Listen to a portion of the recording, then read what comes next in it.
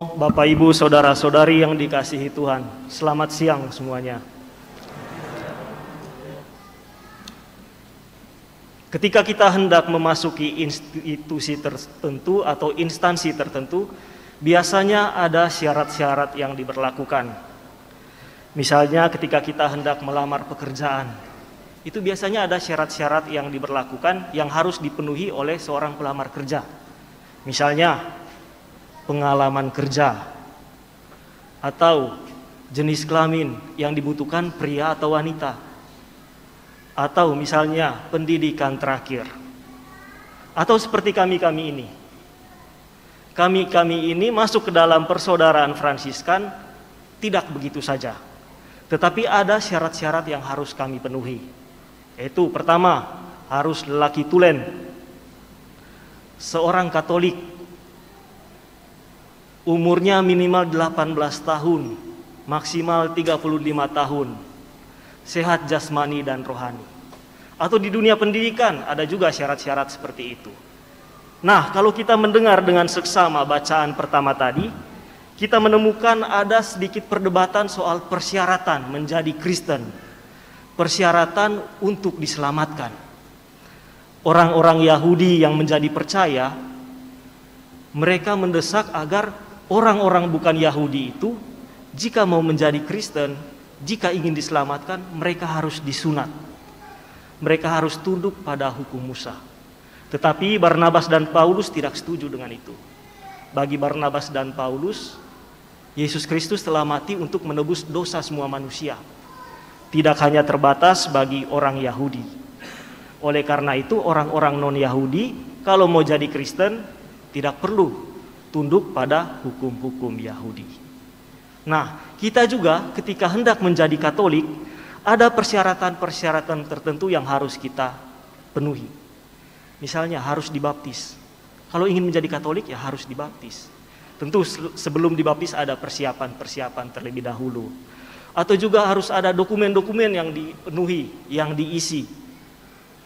Atau kita juga diminta untuk dengan setia mengikuti perayaan Ekaristi, mengikuti kegiatan-kegiatan di gereja atau lingkungan kita.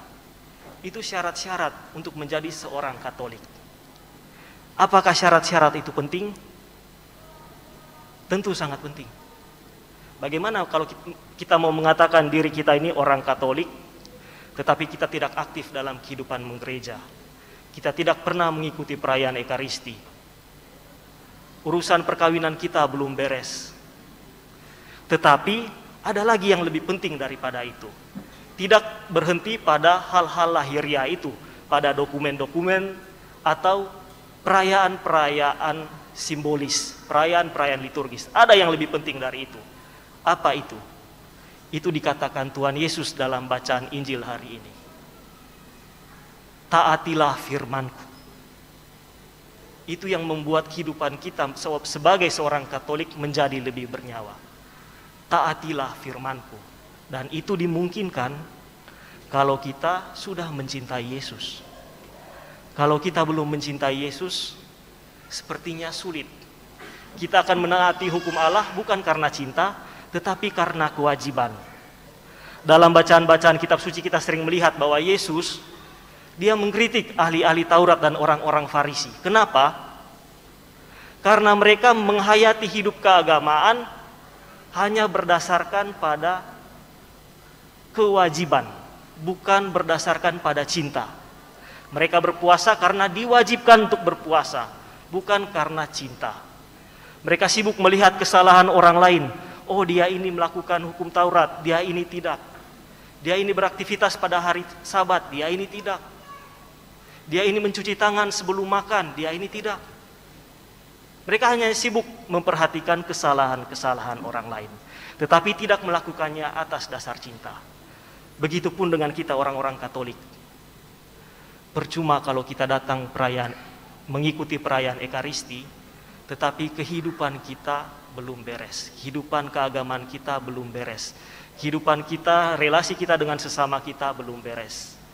Percuma kalau kita mengenakan aksesoris-aksesoris keagamaan, tetapi kita belum berdamai dengan diri kita sendiri, belum berdamai dengan sesama kita. Percuma kami ini mengenakan jubah keagamaan, jubah-jubah liturgis, jubah-jubah biara, tetapi kami belum berdamai dengan diri sendiri, berdamai dengan Tuhan dan sesama. Percuma di KTP kita tertera identitas agama kita, Katolik, tetapi kita masih suka gosip, masih suka mencibir sesama kita, masih suka menaruh dendam, belum memaafkan sesama kita. Mungkin ini terbilang berat saudara-saudari, tetapi kita tidak perlu takut. Karena Yesus dalam bacaan Injil hari ini menjanjikan Roh Kudus yang akan menemani kita. Roh Kudus yang akan memampukan kita untuk menjadi orang-orang Katolik yang baik. Asalkan saja kita mau terbuka terhadap karya Roh Kudus. Dan pada kesempatan ini secara khusus saya bersama teman saya, Saudara Fendi, silakan berdiri. Kami ini baru ditabiskan menjadi imam 2 hari lalu. Usia imamat kami baru 2 hari. Bandingkan dengan Romo Alphonse dan Romo Alex yang sudah 50-an tahun setia menjalani panggilan sebagai seorang imam, sebagai seorang Fransiskan. Kemarin dalam tabisan kami memilih moto, Tuhan memerlukannya. Kami tidak hendak menunjukkan diri bahwa kami ini hebat, tetapi kami sadar bahwa kami ini lemah. Dan di situ Tuhan berkarya. Tuhan tidak hanya memilih orang-orang hebat, tetapi dia juga memilih orang-orang lemah, orang-orang rapuh. Dan kita-kita ini mungkin punya banyak kehebatan, punya banyak kekuatan, tetapi kita juga punya banyak kelemahan. Oleh karena itu, saudara-saudari, Bapak Ibu yang dikasihi Tuhan, kalau kita sadar kita ini punya banyak kelemahan, jangan sombong. Mari kita bersama-sama saling mendukung sesama kita untuk menjadi orang-orang Katolik yang baik. Marilah kita bersama-sama saling mendoakan agar kita saling dikuatkan, agar kita semakin kuat dalam menapaki perjalanan hidup dan panggilan kita masing-masing.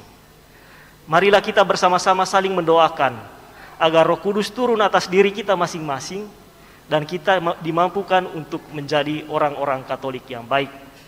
Dan pada akhir renungan ini, saya ingin meminta doa dan dukungan dari Bapak Ibu, saudara-saudari sekalian, untuk kami semua yang ada di sini, baik para romo, para frater maupun bruder yang sedang menapaki jalan panggilan sebagai seorang saudara-saudara Dina, sebagai seorang saudara Dina. Mohon doa dan dukungan agar kami tetap setia, dan terutama bagi saya dan saudara Fendi yang hari ini, yang 2 hari lalu ditabiskan menjadi imam. Perjalanan kami masih panjang dan kami mohon bantuan doa dan dukungan dari Bapak Ibu saudara-saudari sekalian. Tuhan memberkati kita sekalian.